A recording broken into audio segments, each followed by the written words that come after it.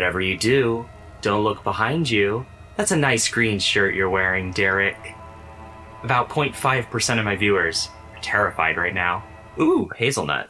This is going to be a continuation of my last video about strange stories and even mysteries from the 90s, including ones which were popular at the time, as well as the ones which find their origins from this very period. Because I think there's something alluring about scary stories and modern folklore particularly associated with the 90s. You have analog horror being very popular among young people, a genre with its roots tracing to this period. You also have that narrow window of time where the internet is established enough for virtually anyone to share their anecdotal but strange stories with the world, but still too new for online fact-checking to be a standard practice. So what you now have is more outlandish, creepy stories than ever before, which are not exactly falsifiable. Could this new internet technology completely change our understanding of the world? Additionally, some of these stories have been unanswered to this day, essentially becoming obscure tales of the distant past. Today, we're going to talk about all of them. The real, the fake, the unknown. And so, submitted for the approval of the Midnight Society, I call this story Weird Urban Legends of the 1990s, Volume 2.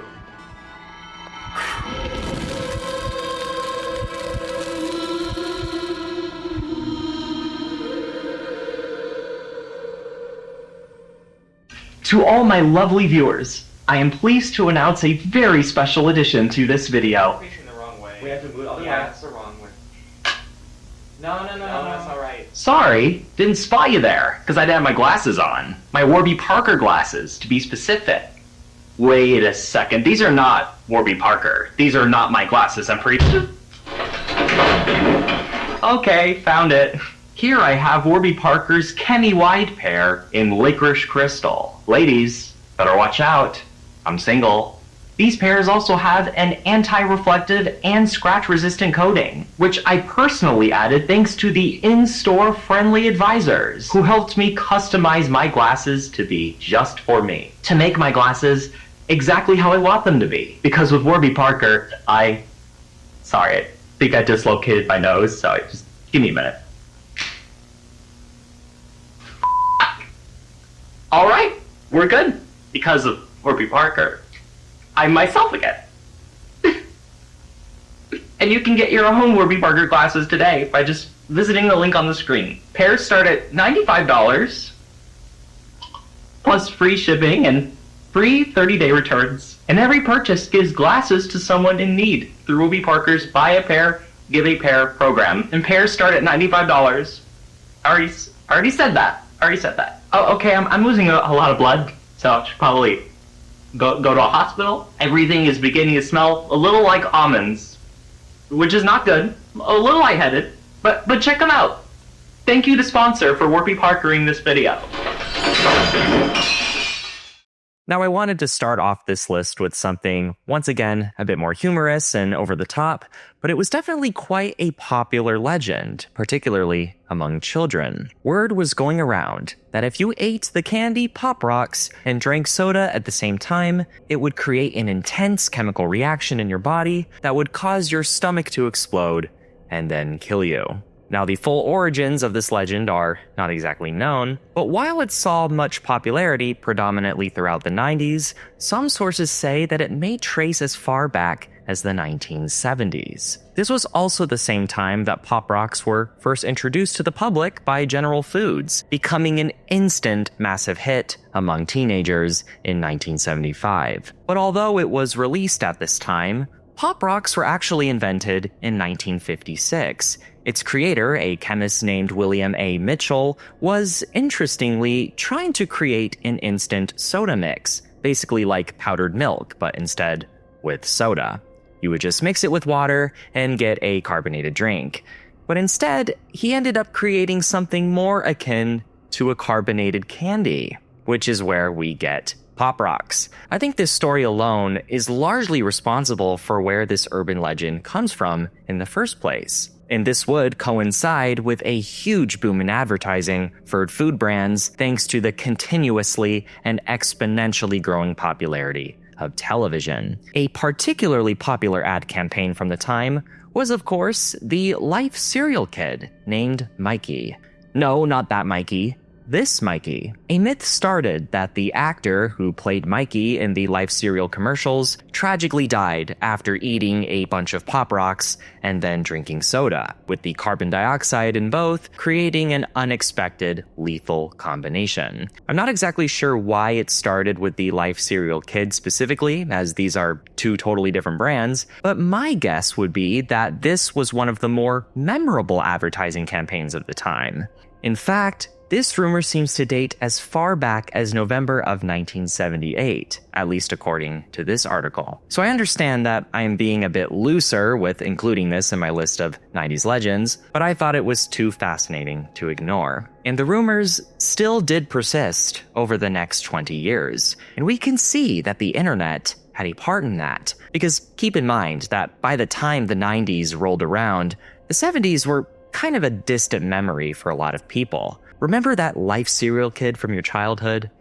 Whatever happened to him? And like we just discussed, the internet was still too new for getting a whole lot of reliable information, but established enough to get a lot of yapping mouths. Oh yeah, the Pop Rocks thing is true. It happened to my cousin's friend. Here is an internet post supposedly from 1994 doing exactly this. And so you had a whole generation of young, impressionable children in the 90s falling for this now 20-year-old rumor. But was it true? Can eating Pop Rocks and soda at the same time cause your stomach to explode and actually kill you?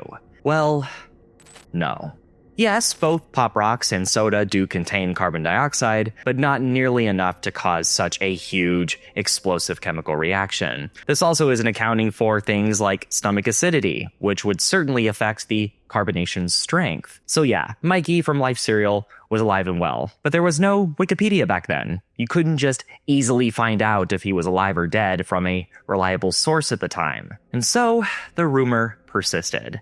It got so out of hand, in fact, General Foods had to put out an official statement quelling these rumors, sending out letters to households and schools, even having the inventor of Pop Rocks himself publicly debunk it. But of course, the internet and future generations didn't let that get in the way of a juicy, poppin' story. I was at the grocery store yesterday, and look what I came across. The stars aligned. This myth always scared me as a kid, so I figured, as a healthy, responsible adult, why not finally try it out for myself? Granted, I only have sugar-free Coke, so I don't know if that would theoretically change anything, but here goes nothing. By the way, if I don't make it, the winner of the Nation Squid Lookalike contest, Billy Shears and his lovely wife Rita, will take over. Here we go. That's gross. I mean, it tastes great, but that's disgusting. That sound. Bottoms up. Well, there's definitely a reaction. It does explode in your mouth when you do that. No, I'm just kidding. I'm kidding around here. I'm messing with you, man. All right. I'm not dead. Unless it's supposed to happen like 2 hours from now. And yeah, this could be my last video. All right. Let's move on. Mikey from Life cereal has come back to haunt me. Yikes. Now this next one is a bit of a 2-for-1, as the topics are very closely related to each other. Throughout the 90s, you see an arguably surprising number of strange urban legends surrounding the famous rock band Pink Floyd. And both these stories, weirdly enough, have very similar, yet still mysterious origins from the early internet, particularly from Usenet bulletin boards. If anything could embody that online ambiguity that was omnipresent in the 90s, it would be these news groups. It was allegedly here where one urban legend would start that would go on to become very popular. And chances are, you have already heard of it before. It is the legend that Pink Floyd's Dark Side of the Moon lines up perfectly with The Wizard of Oz when they are both played at the same time. With the film, you did, of course. Lyrics from the album describe what is on screen. Its musical composition complements the visuals. Even the album's cover art mimics some very themes from the film, like rainbows and a transition from monochrome to color. Some of my favorite bits from this are when the Great Gig in the Sky starts and ends at the exact same duration as the tornado scene, and when the cash register sound from Money starts as soon as everything turns to color. It is just brilliant, even if it is just a coincidence. The legend states that to get the best results, the viewer must start playing the album after the third roar from the lion and the MGM logo. However, there are plenty of pre-made pairings that you can find uploaded to YouTube if you don't want to go through all the trouble, which makes me wonder, how on earth was this discovered? This is just so specific. Interestingly, we don't know where this story comes from, other than that it originated on the early internet. Some of the earliest newspaper reports of it date back to around 1997, but the earliest ever surviving documentation of it dates to a 1995 article by Charles Savage in the Fort Wayne Journal-Gazette. And even he claims that he did not invent it. So is it real? Do The Wizard of Oz and Dark Side of the Moon actually line up when played together? Well, yeah, there are a lot of eerie similarities, but having said that, you could also just attribute this to pattern recognition. In fact, a lot of people have claimed that you can combine pretty much any film and album and find very striking similarities. But because The Wizard of Oz and Dark Side of the Moon are basically considered the shiny examples of their respective mediums, it makes more sense that they would be more likely to get paired. But if you're more of a spiritual thinker, you may believe that incredible works of art are bound to share some connections with each other, further asserting that there is some sense of order to the universe. It's an interesting idea, albeit more philosophical, but if you're one to think about things more objectively, then yeah, this is probably just a coincidence. Because this was such a specific combination and its origins trace from a form of communication that emphasizes anonymity, some people speculated that this whole thing may have even been started by Pink Floyd themselves. They've of course denied this and have even denied the connection being intentional. But this would not be the first time the band would be subject to online scrutiny. In fact, at around this same time, rumors were going around about a mysterious Usenet user that popped up on alt.music.pinkfloyd, who simply went by the name Publius. It was 1994, and Pink Floyd was on tour to promote their latest album, The Division Bell. This included some very extravagant marketing, like flying a Zeppelin around concert locations and also releasing a media kit to the press, which contained all kinds of videos and interviews. Within this kit was a segment that contained a very strange message. A spokesperson for Pink Floyd has issued the following statement. "You have spotted the Pink Floyd airship. Do not be alarmed. The Pink Floyd airship is headed towards a destination where all will be explained upon arrival. Pink Floyd will communicate." Naturally, these stunts garnered a lot of attention for the album within these online groups, with people analyzing the lyrics, themes, how it compared to Pink Floyd's past work, things like that. During that same summer, as the tour went on, what appeared to be a follow-up message appeared on the aforementioned newsgroup. "My friends, you have heard the message Pink Floyd has delivered, but have you listened? Perhaps I can be your guide, but I will not solve the enigma for you. Listen, read, think, communicate. Signed, Publius."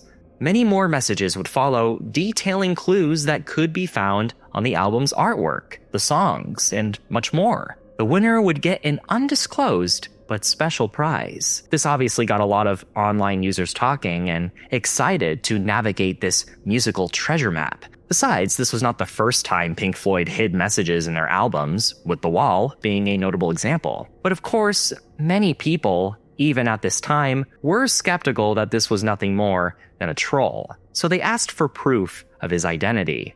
To confirm that he was in fact a credible source, Publius then posted a message instructing those who would be attending the July 18th East Rutherford concert in New Jersey to look up at the flashing white lights for an enigma at approximately 10:30 p.m. Sure enough, during that concert, the lights spelled out the words Enigma Publius. A photograph of the incident still survives, and this even happened more than once. Despite this leaving many readers absolutely perplexed, no significant leads in the puzzle would ever produce, and the user Publius was never heard from again. Very little documentation, including the original chat logs from this Pink Floyd newsgroup, have survived, leaving many people to write it off as just an urban legend. However, because of the photographs that have survived, this was in fact real. The puzzle remains unsolved, and the identity of Publius is still unknown decades later. Or is it? Around 10 years later, during a book signing, drummer Nick Mason was confronted about the puzzle, which he admitted that the whole thing was just a marketing ploy done by EMI, and that they had a man working for them who adored puzzles. But whether or not this puzzle was indeed solvable or just a hoax has never been confirmed. Now, one of the things that notably ended in the 90s was, of course, the Cold War. Following the dissolution of the Soviet Union in 1991, it officially marked the end of decades of impending doom and paranoia over nuclear war. Many people were so convinced of an apocalyptic event that they prepared for it, creating fallout bunkers in their homes, ducking cover drills in schools, even panic-stricken broadcasts on television. In the early 90s, rumors were going around that CNN recorded a very peculiar videotape right before their launch in 1980. This tape was never released, it never saw the light of day, but there were first-hand accounts describing the tape's contents, both from CNN employees who watched it and even those directly involved in its production. The reason this tape never surfaced is because it was instructed to only be played by the last surviving CNN employee during the end of the world, featuring an orchestra performance essentially as a send-off to mankind and all its accomplishments. Thankfully, no apocalyptic event occurred, so the broadcast wasn't necessary. So, throughout the 90s, several newspaper articles talked about this videotape that was heavily locked away in CNN's vaults, even including word from CNN's founder, Ted Turner. But with this tape never surfacing, no one could ever truly confirm that it was in fact a real story or just some cheeky joke or marketing ploy. So was the CNN Doomsday tape real?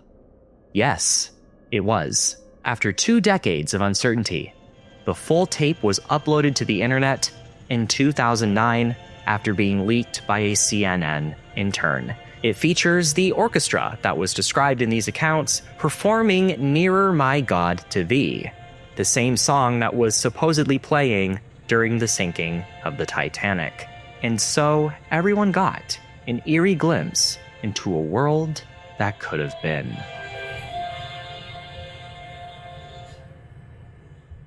This last one is a bit more serious, and in my opinion, one of the strangest and most unnerving on the list. And it was something that wasn't really noticed or thoroughly investigated until much later. However, it was something that did predominantly circulate in the 90s. It is the strange case of missing people who may have never even existed. On network television, it was not uncommon for channels to broadcast images and general information of missing people in the TV station's local area. These would usually be shown after the station's nightly sign-off, back in the days where television broadcasts were not always 24/7. This may seem like an unusual and random practice, but the whole idea was to get as many eyes as possible on these missing persons cases, much like the missing people on milk cartons. Everyone watches TV, and everyone buys milk. So let's reach out to everybody to get information. And with these broadcasts often happening late at night over poor quality analog television where important details are obscured, it is a recipe for an uncanny experience. But what if many of these people weren't even real at all. This has been a question asked by a lot of people who have revisited these strange broadcasts through archives as well as collective memory. One of the most prominent, eerie examples is the case of Joanna Lopez. On a late night in Chicago in 1989, WMAQ did its usual sign-off of playing the national anthem. But rather than just suspending the broadcast like they typically did, they showed this instead.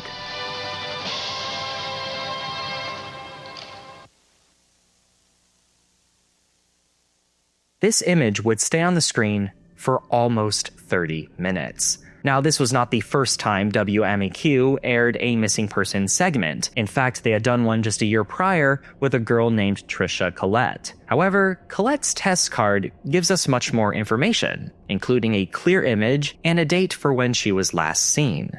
You can even find their information on a missing persons database. But for Joanna Lopez, all we get is a name, phone number, and very low-quality, oversaturated image. Unlike Colette's case, Joanna Lopez is not in any missing persons database. Moreover, no primary records of her have survived the internet, and she has yet to even be located in archived newspapers.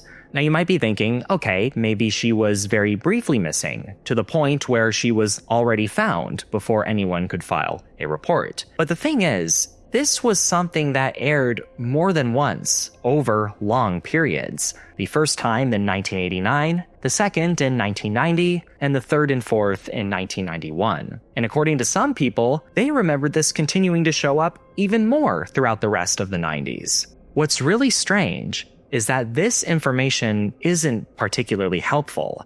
Joanna Lopez is a very common name, and this image is too poor quality to make out any distinguishing details. This was just the result of a badly done Xerox. This is a very common thing that can happen with scanning on these machines, and the results can be very unsettling. Given this presentation and the time and setting it was shown in, a lot of people find this very creepy.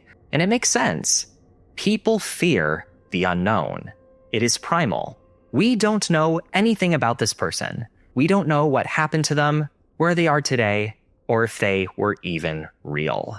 At least according to the records the public has access to, there is no evidence that Joanna Lopez from Chicago, Illinois, ever existed.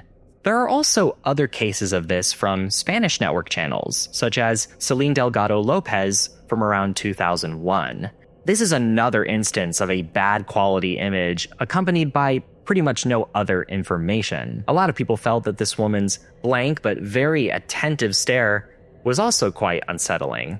It's more likely a photo from a driver's license rather than something more personal. But what's even more tricky is that Celine Delgado Lopez is a much more unique and less common name than Joanna Lopez. But once again, outside of this broadcast, there's basically no other primary source acknowledging the existence of this woman. There are online search efforts that are still ongoing for these people, but these weird circumstances have led people to believe that these were either pranks that were anonymously submitted to the station or some kind of elaborate hoax. In the case of Celine Delgado Lopez, some have even speculated that the image was an early example of artificial intelligence creating a reconstruction. Now, I personally don't think any of these things are the case. It is much more likely, in my opinion, what it looks like. These are people who, for whatever reason, just ended up completely off the grid. Of course, we were more than capable of documenting people in the 80s and 90s, but before the world was truly interconnected with decentralized technology, it was not at all impossible to just completely disappear, along with any past information of you, and never be heard from again. This transitionary period between knowing nothing about the world and knowing everything that the 90s experienced has allowed it to remind us once again that whether or not we have found it or ever will find it, the truth is out there. If you would like to watch the other installment of my 90s Mysteries video, you can check that out right here. A special thanks to my Patreon supporters. Check out patreon.com/nationsquid for exclusive and ad-free content. I am also sending out holiday cards for my top tier. Get one while you still can. You can always buy me a coffee too. Thanks for watching, everyone.